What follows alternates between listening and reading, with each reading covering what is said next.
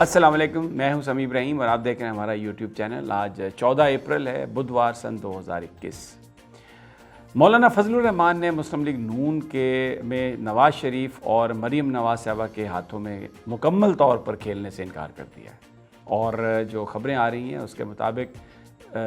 نواز شریف صاحب نے مریم صاحبہ کو یہ ہدایت کی تھی اور شاہد خاقان عباسی صاحب سے یہ کہا گیا تھا کہ وہ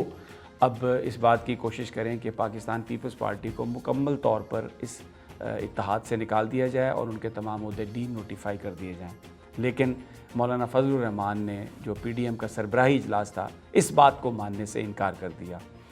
شاہد خاقان عباسی نے جو اس کی اندرونی کہانی ہے وہ میں آپ کو بتا رہا ہوں اس پورے اجلاس کی۔ شاہد خاقان عباسی نے یہ کہا اپنے اس کل کے اجلاس میں کہ کیونکہ انہوں نے نوٹس پھاڑا، انہوں نے پی ڈی ایم کی توہین کی اور میں نے تو ان کو اپنے واٹس ایپ گروپ سے بھی ڈیلیٹ کر دیا، جس پر مولانا فضل الرحمان نے یہ کہا کہ اگر آپ نے واٹس ایپ گروپ سے ڈیلیٹ کر دیا ہے تو اس سے کیا ہوا؟ اس کا یہ مطلب نہیں ہے کہ پاکستان کی سیاست میں وہ ارریلیونٹ ہو گئے ہیں۔ انہوں نے بھی نوٹس پھاڑ دیا، آپ نے بھی ڈیلیٹ کر دیا، انہوں نے وہ کیا جو ان کو اچھا لگا، آپ نے وہ کیا جو آپ کو اچھا لگا، لیکن میں یہ سمجھتا ہوں کہ پالیٹکس میں اتنی جلدی حرف آخر تک پہنچنا شاید نامناسب ہے۔ اور پھر اس بات پر جو دوسری جماعتیں تھیں جن میں آفتاب شیر پاؤ خاص طور پر آگے تھے گفتگو میں، کیونکہ یہ اب 9 جماعتوں کا اجلاس تھا، 11 جماعتیں تھیں پی ڈی ایم کی، 2 جو ہیں اے این پی اور پیپلز پارٹی تو اس میں شامل نہیں تھی، پیپلز پارٹی نے استعفے بھی بھیج دیے تھے، تو 8ویں جماعت، تو اس 9 جماعتوں کا اجلاس تھا، تو اس میں 8 جماعتیں مولانا فضل الرحمان کی سربراہی میں، ان کی قیادت میں اس اجلاس میں انہوں نے ایک موقف اختیار کیا۔ اے این پی اور پیپلز پارٹی کے حوالے سے 8 جماعتوں کا موقف تھا کہ مولانا درست کہہ رہے ہیں اور یہ بالکل ان کے ساتھ ابھی تعلقات کو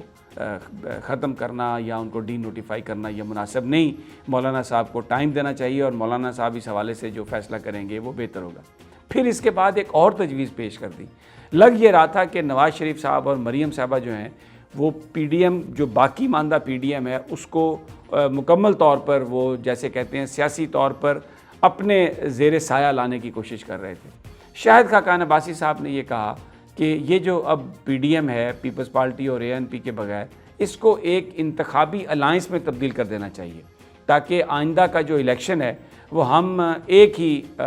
پرچم تلے لڑیں، جس پر مولانا فضل الرحمان نے اعتراض کیا اور انہوں نے کہا کہ یہاں پر یہ مختلف سیاسی جماعتیں ہیں اور ہر جماعت کا ایک اپنا ایجنڈا ہے، تو یہاں پر انتخابی الائنس بنانے کی بات یہ پہلے کبھی کی نہیں کی تھی اور اس اتحاد کو بنانے کی یہ وجہ بھی نہیں تھی، تو اس لیے یہ تجویز نہایت ہی نامناسب ہے اور یہ ناقابل عمل ہے۔ اور اس پر جو چھوٹی جماعتیں تھیں جن میں پھر آفتاب شیر پاؤ بھی شامل تھے اور اس میں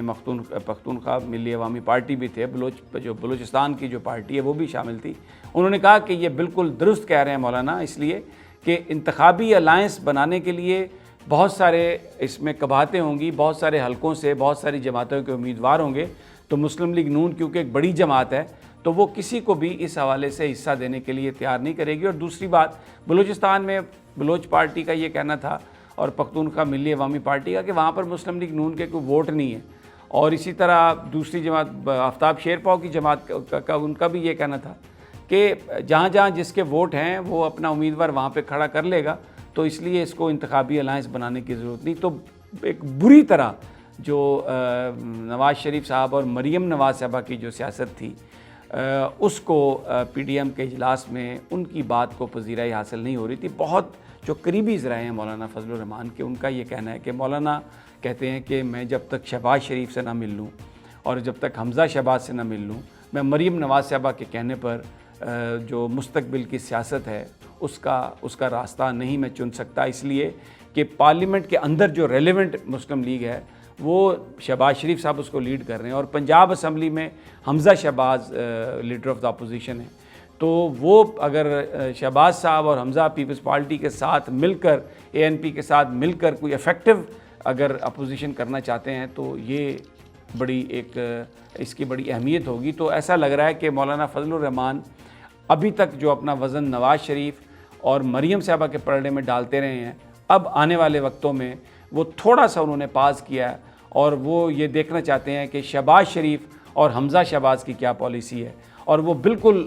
جو ہے ایک بند گلی میں نہیں جانا چاہتے۔ تو کل کا PDM کا جو اجلاس تھا وہ نواز شریف صاحب کے لیے اور مریم نواز صاحبہ اور ان کا جو گروپ تھا لیڈ بائی شاہد خاقان عباسی، ان کے لیے کوئی وہاں پر ایسے فیصلے نہیں ہو سکے جس سے وہ مطمئن ہوں۔ اب ایک دوسری بڑی خبر ہے اور وہ یہ ہے کہ افغانستان میں طالبان کو ایک بڑی کامیابی ہوئی ہے۔ پاکستان کی بھی بڑی یہ کامیابی ہے، امریکہ وہاں سے بھاگ نکلا ہے۔ اب امریکہ کے صدر جو بائیڈن آج اعلان کرنے والے ہیں کہ جناب ہم 1 مئی سے جو 2500 امریکی فوجی افغانستان میں رہ گئے ہیں